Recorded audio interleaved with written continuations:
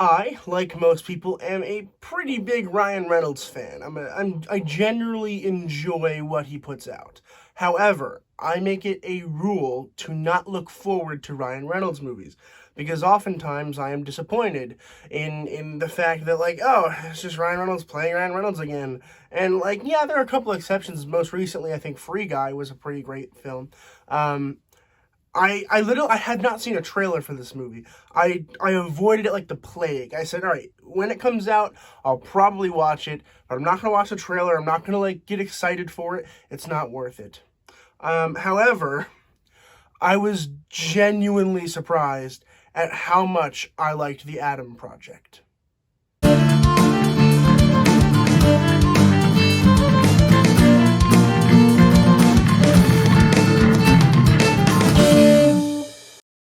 The Adam Project was released in 2022. It is written by Jonathan Troper and T.S. Nolan and Jennifer Flackett and Mark Levin, which is so many people, and directed by Sean Levy, who is the same guy that did Free Guy, and I think he's slated to do Deadpool 3 now, so wow, that's a lot. And I liked Free Guy, and I liked this film, so I'm excited for Deadpool 3, but again, not too excited, because I gotta be careful. I can't let myself get excited for this.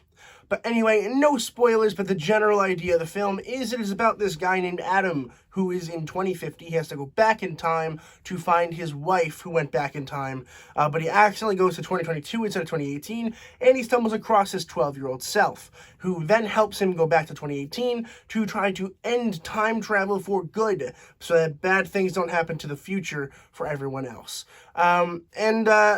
I guess I should address the big thing in the room, which is, yeah, they kind of just gloss over the whole time travel thing. They don't go in depth at all. They don't explain anything. They're just like, oh, you can't do that. And then they just proceed to do that. And, yeah, it is a pretty big frustration for me. And it's a pretty big setback in terms of me liking the film, too. Because I'm always like, can't you just, like, say something science-y at least? But no, they're just like, oh, yeah, maybe you shouldn't talk to your younger self. Hey, how you doing, younger self? Like, you can't do that to me. It's frustrating.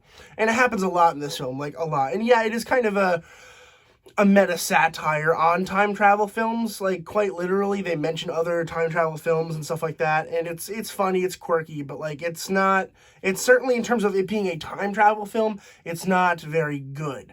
But in terms of a comedy and drama, this film excels like crazy. The comedy is fantastic. It's wonderful. And really that comes between Ryan Reynolds and Walker Scobell. They work so well together. He's literally like a young Ryan Reynolds. It's horrifying.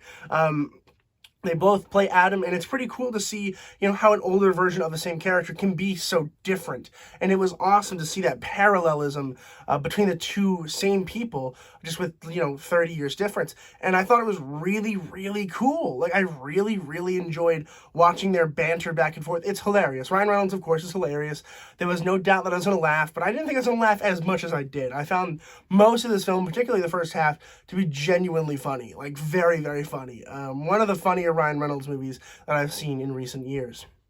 As for the drama, I cried 3 times in this film. Like, I'm a big crier, to be fair. But, like, I did not expect to have the feels while watching this movie. But especially towards the end and this part in the middle, like, I started tearing up. And I'm like, why am I sad? Why am I feeling for these characters? And, like, I don't know. It's a really miraculous thing when a movie can make you feel something. And this one does. And I was shocked. That is not at all what I thought was going to happen today. I thought I was going to wake up, watch a funny movie, and be like, it was fine. No, it's better than fine. They mix the comedy with the drama so well. They deal with father issues. They deal with mother issues. They deal with, like, self-hatred in, like, a really interesting way that I don't think I've ever seen on screen before, simply because I've never seen 2 of the same people on screen before. It's the same person. It's so cool to, like, see that interaction. And I think that they really had fun playing with that and deciding how they were going to do that, because it worked out really, really well to their advantage here. I think that the special effects were really, really cool. Sometimes so cool it got a little distracting.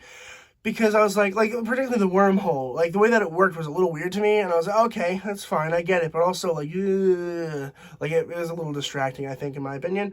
But, like, this movie is, like, genuinely funny and heartfelt. I love that about Sean Levy, I think. I think he's able to do that. He did it with Free Guy, although Free Guy was a much more of a comedy, much less of a drama. Whereas this one, I think, is more of a drama than a comedy. I think that a lot of the characters here are there for drama. In fact, I mean, Mark Ruffalo has a couple funny lines, but like most of his is dramatic. We got Jennifer Garner and Zoe Saldana, both of which are there for just pure dramatic effect, and it works super, super well for it too. Like there are like Ryan Reynolds and the other guy who plays Adam Walker. They're both there for the comedy. They're there cracking jokes, having fun, action-packed too.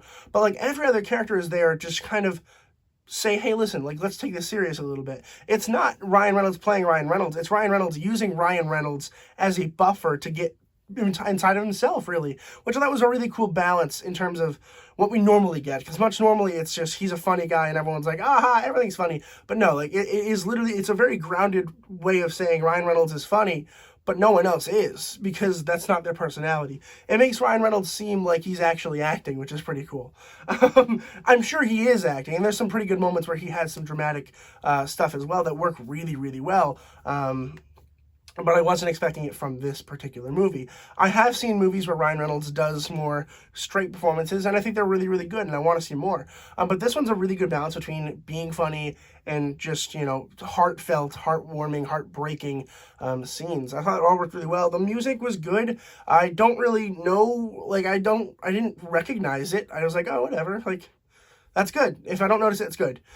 I will say this movie feels like a James Gunn movie. If you've seen the movie, you know what I mean. Like there's a lot of old music, and there's a lot of just really like action-packed sequences with 80s music blaring in the background. And I think it's really, really fun and really, really cool. If you told me this is directed by James Gunn, I'd be like, I don't know if I really believe you, but like I can see it. It's heavily influenced by James Gunn, particularly Guardians of the Galaxy. Not necessarily Peacemaker or anything, but definitely influenced. You cannot tell me this was not influenced by Guardians of the Galaxy, because it definitely was. But yeah, in terms of should you see this movie, yeah, you absolutely should. It's on Netflix, and it's genuinely a good watch. I recommend you check it out. I was super surprised when I got halfway through this film, and I was like, I don't want to stop watching this. It's really weird. But aside from some rocky pacing issues, as well as just, you know, it doesn't really go anywhere for a while, and also I don't really love the time travel aspect in terms of how they set it up and how they actually execute the time travel. It's a great movie. Like, aside from those, it's a wonderful watch. You'll be laughing, you'll be crying. I recommend you check out The Adam Project. I'm gonna go ahead and give it an A-. Have you guys seen The Adam Project? Let me know in the comments below what you guys thought about it. I thought it was really good. I think that you guys will too. It is available on Netflix if you are interested in checking that out. It did release yesterday on the 20... Nope. Oh, wow. It's not even... Oh, my God. It's only the 11th.